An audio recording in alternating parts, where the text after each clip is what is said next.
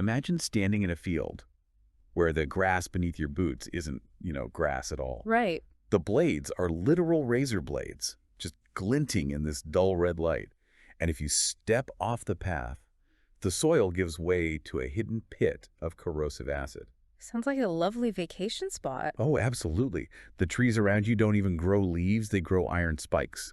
And the local guide, who is cheerfully navigating this absolute nightmare, just offered you a warm cup of tea brewed from the very foliage that is actively trying to cut your throat. Which you should probably decline. Yeah, definitely decline the tea. But here's the wild part. Imagine that the most dangerous thing in this entire terrifying landscape is actually a dropped kitchen spoon. Yeah, it completely forces a recalibration of how you perceive a threat, doesn't it? Exactly. Because we typically associate danger with malice, right? But as these logs reveal, sometimes the greatest danger is simply, well, a matter of physics and scale. And that massive shift in scale is our mission for today's deep dive. We are opening up a wildly eclectic stack of sources for this. That's a huge stack, yeah. We have everything from hyper-detailed tactical combat recaps to heavily editorialized, snarky adventure logs. And bizarrely, we even have several stanzas of Middle English poetry and limericks. The poetry is a really unique touch, honestly. It is, but they all document one party of adventurers navigating what I can only describe as an absolute masterclass in survival. We're looking at how this group handles these whiplash-inducing shifts in their environment. Because they're moving from the crushing emotional weight of a literal prison dimension right straight into fighting a microscopic war on a giant's kitchen table. Right. And to survive in environments that warp that drastically, your psychology has to adapt just as quickly as your physical tactics. Definitely. You cannot fight a psychological manifestation the same way you fight an apex predator. It doesn't work. No, it doesn't. So let's actually start with that psychological manifestation. Because before we get to the giant's kitchen table, we have to understand the nightmare they are trying to escape. The prison plane. Yeah, exactly. The setting here is a multi-layered dimension called Carceri. Specifically, they're on a layer called Cathris. And the poetry in our sources describes the smell of the air here as, quote, copper and burning hair. Which is incredibly evocative. And you have to remember, Carceri is fundamentally a prison. That's its entire purpose in the lore. And the layers get worse as you go down, right? Oh, much worse. The lore dictates that they get progressively more punishing the deeper you descend. So below Cathris is Monithus, which the tactical logs note is this cold, relentless, sandblasted wasteland. Wow. But Cathris, where the party currently is, operates as that jungle of acid pits and razor grass you mentioned in the intro. Right. It's an environment it's designed to be passively, constantly lethal. Yet their guide, this guy Abi, he treats it like a botanical garden. The logs are incredibly specific about this detail. Abi is just immune to the acid. Completely immune. He casually brushes past razor grass that is actively slicing the armor off the rest of the party. He even scoops up these massive undulating gray grubs from the undergrowth and just eats them raw. While the party very politely declines. Right, they pass on the grub lunch. But why is this one guy seemingly exempt from the lethal mechanics of this dimension? Maybe more importantly, why is he choosing to live there? Well, that requires looking at the historical context the logs provide about his background. Because before he came to Carceri, Abi lived in a mortal realm. Okay. And his village was the target of a goblin sapper attack. It was a brutal, highly explosive siege. Just total devastation. Exactly. He managed to survive the collapse with his nephews. They were trapped, they were starving, and Abi truly believed they were the absolute last living people in a ruined world. Oh, no. Yeah. Driven by just this pure, blinding instinct to survive, he resorted to cannibalism. Wow. He sacrificed his nephews to keep himself alive. Which is horrifying on its own. Just incredibly dark. But the logs note that the real psychological break happens a few days later. Yeah, that's the tragedy of it. He wanders out of the ruins and discovers another village just a few miles away, unscathed. Oh, man. So he wasn't the last person alive. He wasn't. The desperation that justified his actions was a complete illusion. He didn't have to do it. And that realization just completely shatters his mind, and he exiles himself to Carceri. It's kind of like an autoimmune disease of the soul, like imposter syndrome, but taken to the most punishing extreme possible. That's a great way to put it. Carceri isn't actively attacking Abi. It's just providing the razor blade so his own immune system, his own guilt, can tear him apart from the inside. The environment is acting as a mirror for his internal state. He really feels like he deserves this landscape. He does. And the logs mention he even points out a shimmering border to a neighboring divine A realm. literal safe haven. Exactly, a safe haven. But he refuses to cross it. He is utterly terrified of being perceived. Because he thinks they'll know what he did. Right. He believes the inhabitants of that divine realm will see the monstrous thing he did. The acid and the razors of Catharis, they don't hurt him because he has already inflicted far worse damage on his own psyche. His refusal to forgive himself is the actual prison perimeter. The geography is just set dressing. Exactly. The terrain is secondary to the trauma. So, because Carceri traps you based on your own psychological baggage, the party realizes the only way to break the physical perimeter is to find a mental loophole. Right. They can't outwalk his guilt. They really can't outwalk his trauma. So they abandon his route and they just cross that shimmering border he pointed out. They step into a pocket realm dictated by an entirely different deity's rules. And the shift is immediate. It is. They leave the red razor grass and suddenly, boom, blue skies, green fields. They transition into the steading. This is a space carved out by the divine influence of Grellantor, who is the giant god of food. The god of food, I love that. Right, and it represents a total inversion of the survival mechanics they just learned. The scale is almost incomprehensible. They meet a woman named Martha, who's casually pulling carrots out of the earth. But Martha is 150 feet tall. Yeah, the logs note a single carrot is the size of a city bus. The literal bus. She looks down at the party, calls them her little ones, and invites them inside her house because she's preparing for a massive festival in Grellantor's honor. And of course she gives them a mission. Naturally. She places them on her massive dining table and asks them to clear out some quote-unquote rats that have been ruining her ingredients. But she drops this incredibly terrifying piece of exposition while she's setting them on the table. She casually mentions that her husband killed her previous tiny helpers. Right. Yeah, he blamed them for bringing the pests into the house in the first place. Which is wild. Eh. I look at this setup, and I have to push back on the idea that crossing that border provided any sort of safe haven. Yeah. Well, sure, the grass isn't actively trying to dissolve your boots anymore. But when you are dealing with a 150-foot giant, a friendly pat on the back is just as lethal as a pit of acid, right? Oh, absolutely. The intention doesn't matter when the physics are that skewed. That's the core of it. The nature of the threat has completely evolved. In Carceri, the threat was actively malicious. The environment wanted to hurt them. Yeah, it was hostile. But in the steading, the threat is entirely accidental. It's born of the relativity of scale. The party has essentially been reduced to insects in an oversized ecosystem. It's completely dwarfed by everything. Right. If a giant drops a wooden spoon, the kinetic energy transferred to the table is equivalent to a localized earthquake. A sigh is a gale force wind. Wow. They haven't escaped danger. They've merely swapped malicious physics for accidental physics. They are essentially bugs deployed into a kitchen biome. Like Good. Glint, who is the practical survivalist of the group, he spends the first few minutes just carving a lifetime supply of rations out of a honey-glazed ham the size of a mountain. Which is a very pragmatic move, honestly. It's brilliant. But the illusion of a simple pest control mission evaporates almost instantly. They look at the food on the table and realize the pests aren't rats. No, not at all. The reconnaissance notes in the logs are actually chilling. Yeah, they are. The party finds giant grapes that have been sliced cleanly in half, completely hollowed out, with the skins just left behind as husks. Now, if you're listening to this, you're probably thinking, okay, they're fighting bugs. Just step on them. Right. But bugs don't slice grapes cleanly. Bugs don't hollow out fruit. These are giant, heavily armored scorpions, and they are showing undeniable signs of tool use. Think about the evolutionary leap required for an arthropod to use tools. It's massive. It is. It implies intelligence, dexterity, and most dangerously, the capacity for tactical planning. They aren't just scavenging for food here, they are engineering bait. They're setting traps. Exactly. They are capable of laying a coordinated ambush. And that's exactly what happens. Umbra, another party member, spots movement in the shadows of the basil leaves.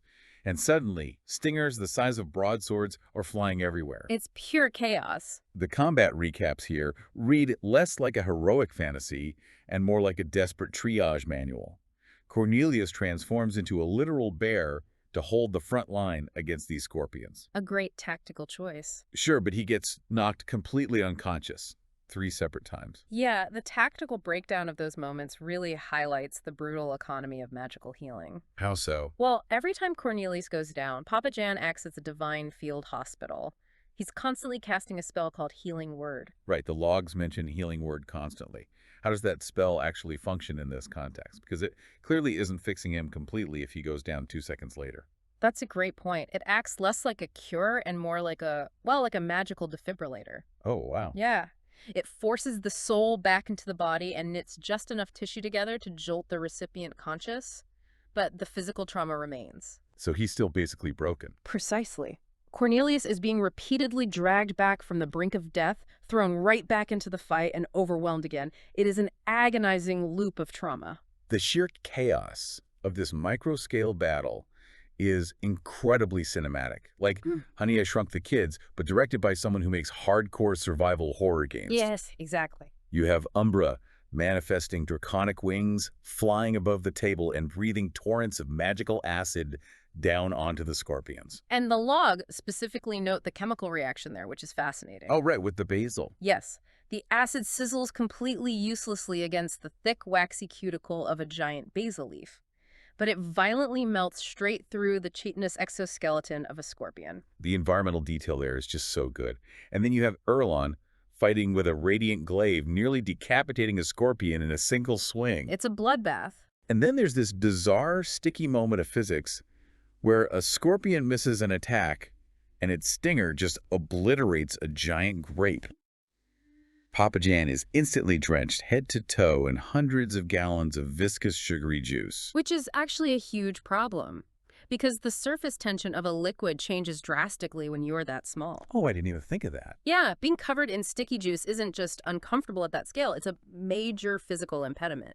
It weighs you down, it glues your armor joints together, and it makes all your movements incredibly sluggish. It's just a nightmare scenario set on a charcuterie board. Pretty much. But what fascinates me is how quickly they stop fighting on the table and start fighting with the table. Yes, using the terrain. Exactly.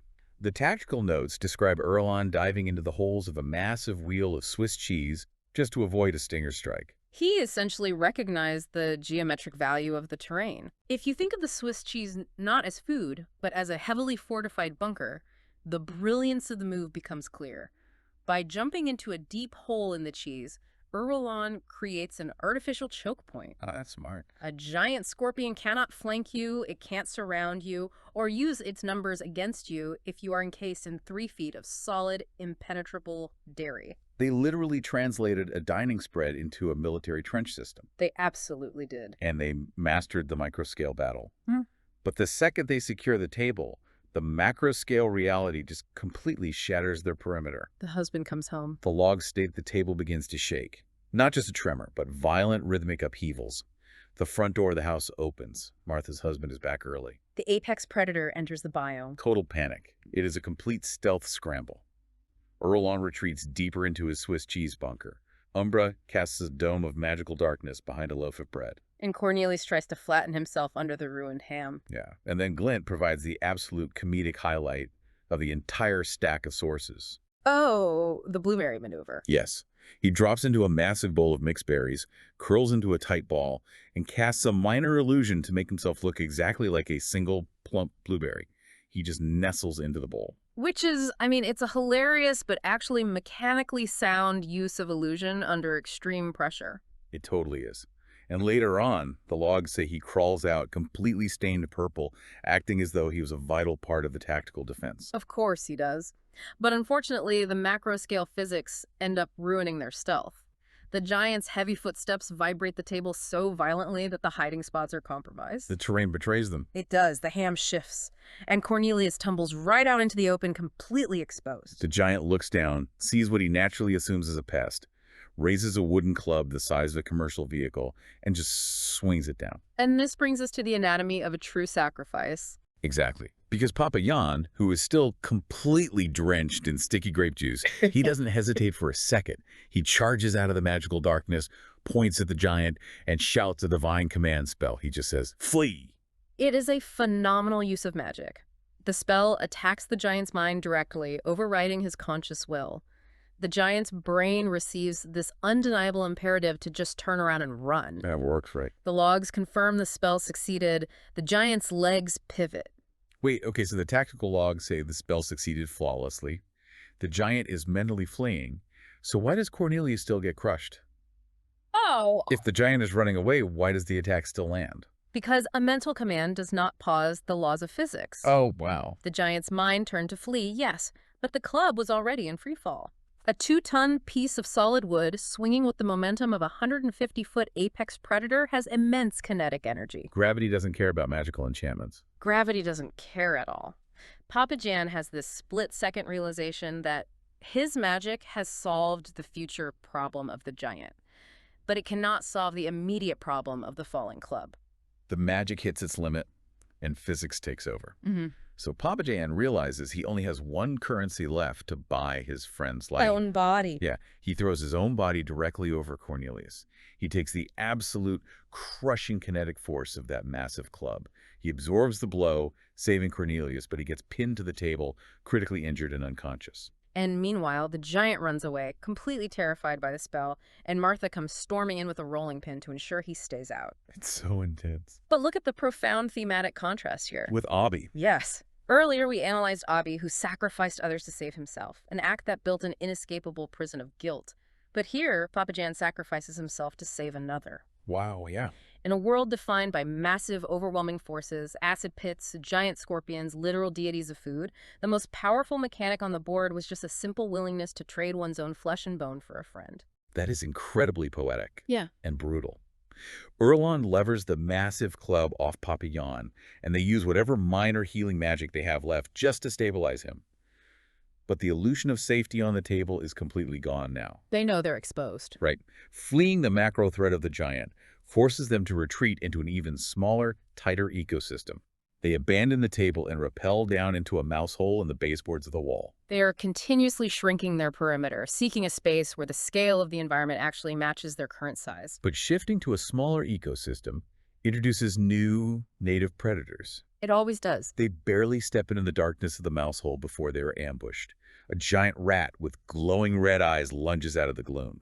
It bites down on Erlon, nearly snapping him in half, and tries to drag his unconscious body down a rusted pipe into the depths of the walls. A classic ambush predator tactic. It is a frantic, claustrophobic scramble. Umbra is blindly slashing in the dark. Papa Jan is just smashing the rat's leg with a hammer. And finally, Cornelius finishes it off by conjuring a starry wisp. And the tactical logs describe the starry wisp as a concentrated burst of cosmic light. Like a miniature star. Exactly. In the pitch black of a wall cavity, summoning raw starlight isn't just thermal damage. It's a blinding, disorienting tactical strike that basically burns straight through the rat. So the rat drops dead. And as the starlight fades, they finally get a chance to look around their new perimeter. And it looks like an archaeological dig site inside an old Tom and Jerry cartoon. That's a perfect description. They find undeniable evidence of a previous tiny civilization living inside the walls. Which completely changes the lore of this house. It does. They find crude furniture constructed entirely from matchsticks.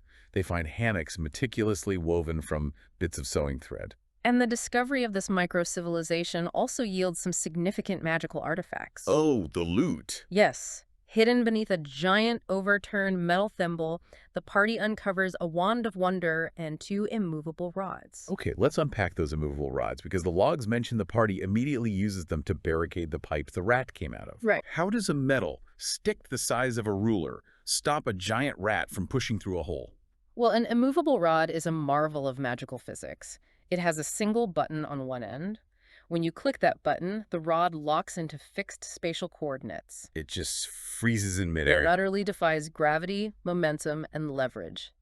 It can hold up to 8,000 pounds of sheer force before moving a fraction of an inch. That's insane. So they didn't just wedge a stick against a pipe, they anchored a fixed point in reality. A giant rat could throw its entire body weight against it, and the rod simply refuses to acknowledge the kinetic energy. They're using absolute physics to secure the perimeter. They brace the button with the rod, they scatter overlapping layers of spiked caltrops across the floor to create a hazardous entry zone, and they even string up a tiny bell on a thread as an early warning system. A very thorough fortification. Very thorough. But amidst all this fortification, they find one more artifact hidden behind a scrap of curtain. A biplane. This detail is just incredible. An actual, functional, tiny aircraft constructed from scavenged junk, rubber bands, and matchsticks. It even features folding wings designed specifically to navigate the narrow gaps in the baseboards. And you have to consider the engineering required to build a functional aircraft out of detritus implies a level of intelligence far exceeding the giant scorpions. Right. Something very smart built that. Well, Martha, the giant, eventually comes down to the hull. She confirms her husband is staying away for the night, terrified by the magic. A small victory. Yeah. She also provides crucial intelligence. Her friend Jesse is arriving tomorrow, and Jesse possesses a lead on how to find the trickster god Loki, who is supposedly hiding down on a lower, even more brutal layer of Carceri. So the party finally has a tactical plan for the next day. They do. And if you track their trajectory, this mouse hole represents the ultimate distillation of their journey. How so? Well, they started in the vast, open hostility of Carceri, right? Then they moved to the oversized architecture of the giant's house.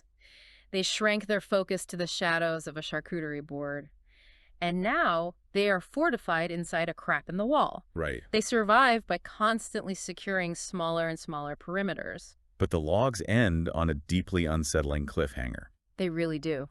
As Papa Jan takes the first watch, sitting behind the caltrops and the anchored rod, something stirs deep in the darkness of the pipe.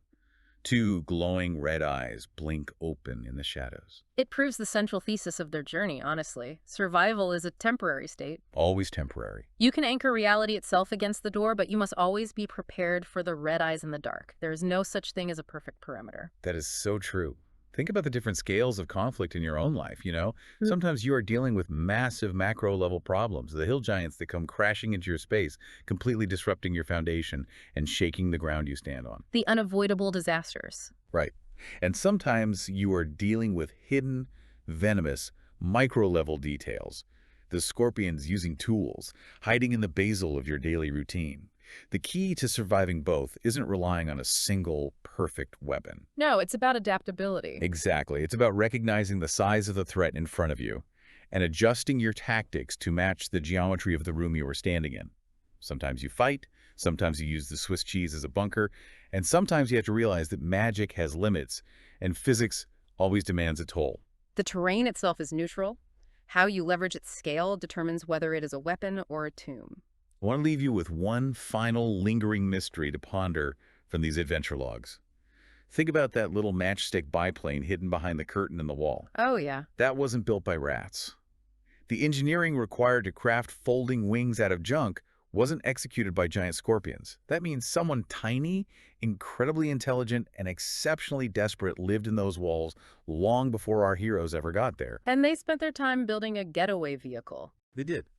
So what exactly were they trying to fly away from? Something to think about until our next deep